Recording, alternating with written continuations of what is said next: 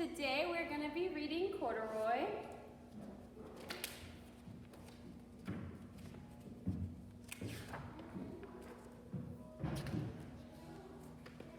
Corduroy is a bear who once lived in the toy department of a big store.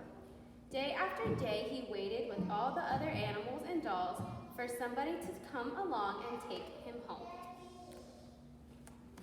The store was always filled with shoppers buying all sorts of things, but no one ever seemed to want a small bear in green overalls. Then one morning a little girl stopped and looked straight into Corduroy's bright eyes. "Oh, Mommy," she said, "look, that's the very bear I've always wanted." "Not today, dear," her mother sighed.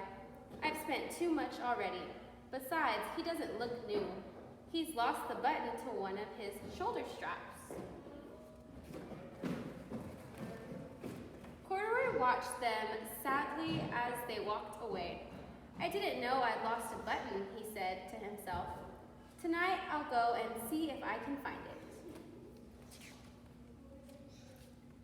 Late that evening, when all the shoppers had gone and the doors were shut and locked, Corduroy climbed carefully down from his shelf and began searching everywhere on the floor for his lost button.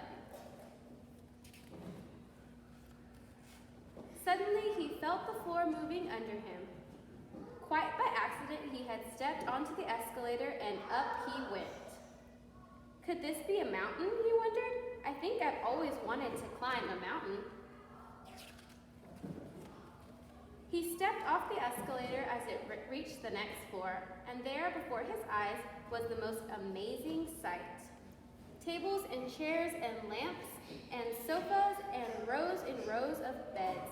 "This must be a palace," Corduroy gasped. "I guess I've always wanted to live in a palace." He wandered around admiring the furniture. "This must be a bed," he said. "I've always wanted to sleep in a bed."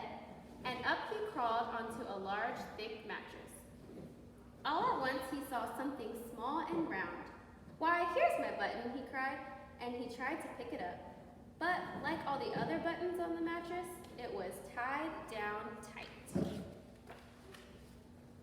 He yanked and pulled with both paws until pop, off came the button, and off the mattress Corduroy toppled. Bang, into a tall floor lamp. Over it fell with a crash.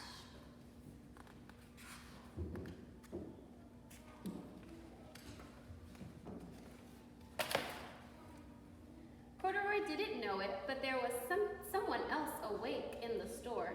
The night watchman was going his rounds on the floor above when he heard the crash.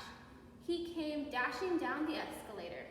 "Now who in the world did that?" he exclaimed. "Somebody must be hiding around here." He flashed his light under and over sofas and beds until he came to the biggest bed of all, and there he saw two fuzzy brown ears sticking up from under the covers. "Hello," he said. "How did you get upstairs?" The watchman tucked Corduroy under his arm and carried him down the escalator and set him on the shelf in the toy department with the other animals and dolls. Corduroy was just waking up when the first customer came into the store in the morning, and there, looking at him with a wide, warm smile, was the same little girl he had seen only the day before. "I'm Lisa," she said, "and you're going to be my very own bear. Last night I counted what I've saved in my piggy bank,